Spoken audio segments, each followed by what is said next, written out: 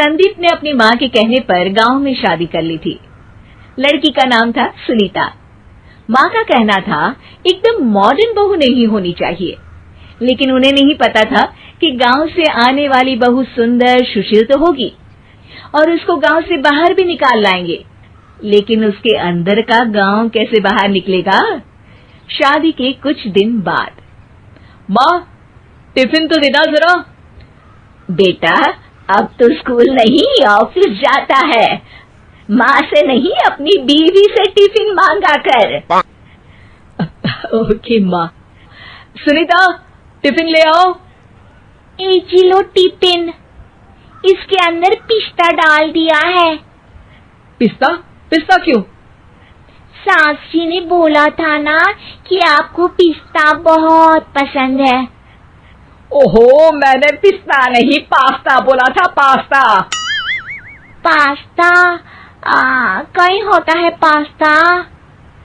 अरे बेटी तू रहने दे, मैं बना दूंगी। अच्छा किया कि पाव भाजी बनाने का नहीं बोला, वरना किसी के पाव बना देती है। सुनीता को बुरा लगता है, लेकिन उसकी नादान हरकतें कम नहीं होती। ऐसे ही एक दिन, अरे तुमने ये क्या लगाया है? अरे आप वो फूस फूस करके लगाते हैं ना, वही। डियो? का दियो? किसको दियो? अरे वही ना जिससे खुशबू आती है। हाँ सही पकड़े हैं। अच्छा लेकर तो आना। कौन सा डियो लगाया तुमने? अभी लेकर आते हैं जी। संदीप की बात मानकर सुनीता अंदर से खुशबू वाला फुसफुस लेकर आती है। OMG!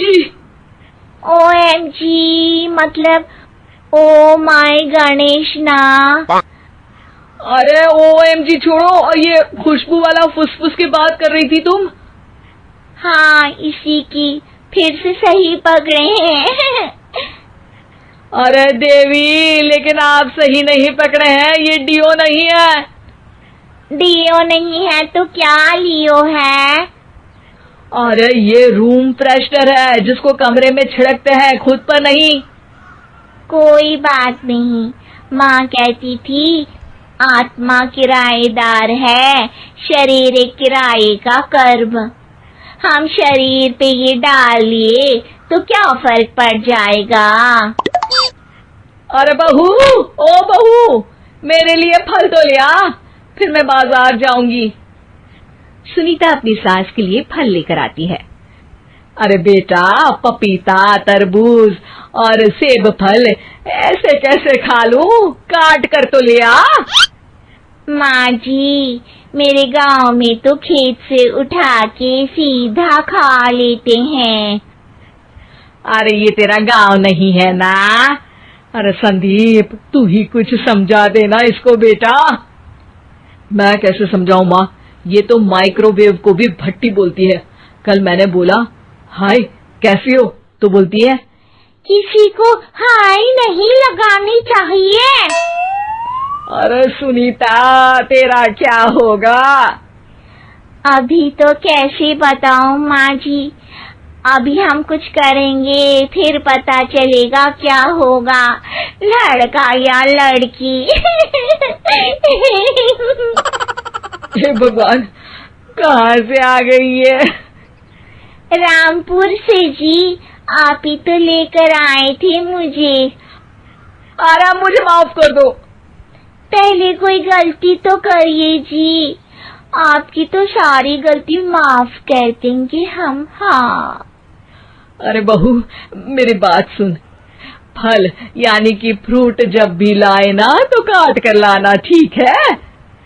जी ठीक है माँ जी, फल यानी फ्रूट यानी काट के लाऊंगी। सुनीता रोज ही कोई ऐसी हरकत कर देती जिसकी वजह से उसे घर में 2 बातें सुननी पड़ती। एक दिन, माँ मेरे बॉस घर पर आने वाले हैं शाम को, उनका बर्थडे है, फैमिली साथ नहीं रहती उनके, तो यही पार्टी कर लेंगे। उनको अच्छा लगा तो शायद मेरा प्रमोशन भी हो जाएगा। मैं ना फ्रूट केक लाकर फ्रिज में रख दूंगी और तेरे साथ आज खाना मैं बनाऊंगी, ताकि जब साहब आए तो खाने में कोई गड़बड़ ना हो। शाम को जब सारी तैयारियां हो जाती है, संदीप के साथ बड़े साहब भी घर आते हैं। फ्रूट केक तो ले आना बहू, फिर खाना खाएंगे। अरे इस सब की क्या जरूरत थी, आपने बुलाया वही काफी है। सर, आपका परिवार शहर में नहीं है तो हम ही आपके परिवार जैसे हैं सर। इतने में ही सुनीता फ्रूट केक लेकर आती है और बड़े साहब की टेबल पर रख देती है, और जैसे ही केक के ऊपर का बॉक्स हटाती है, ओह, ये क्या है? केक तो कटा हुआ है, मैं तो ऐसा नहीं लाई थी। आप मुझे शाबाशी दे सकती है माँ जी, मैंने ही केक काट दिया। आपने कहा था ना, फल यानी फ्रूट यानी हमेशा काट के लाना, तो फ्रूट केक भी तो फ्रूट ही है ना, तो मैंने पहले ही काट लिया। हूं ना मैं समझदार। अरे बहू, ये क्या किया? केक हमेशा वही काटता है जिसका जन्मदिन होता है। तुझे एक बात भी समझ नहीं आती, एक नंबर की बेवकूफ है। पूरा माहौल बिगड़ चुका था।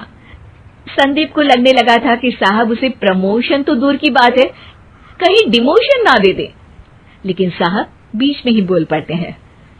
अरे कोई बात नहीं, ये इनकी बेवकूफी नहीं है, इनका भोलापन है। बेटा आप कहाँ से हो? रामपुर गांव से। अरे वाह, गांव से? फिर तो आपके गांव में ताजे फल और सब्जियां मिलते होंगे। हाँ, सही पकड़े हैं, हम तो काटते भी नहीं, सीधा खा लेते हैं। मैं ना एक बार तुम्हारे गांव घूमने जरूर चलूंगा। क्यों संदीप, ले चलोगे ना? मुझे गांव घूमना बहुत पसंद है। बस फिर क्या था, संदीप और सास दोनों खुश हो गए, क्योंकि साहब को सुनीता ने गांव की बात करके खुश कर दिया था। अब संदीप का प्रमोशन पक्का था। शिक्षा, कभी भी किसी भी गलती पर घबराना नहीं चाहिए। हो सकता है कि उस गलती की वजह से आगे बड़ा फायदा हो जाए।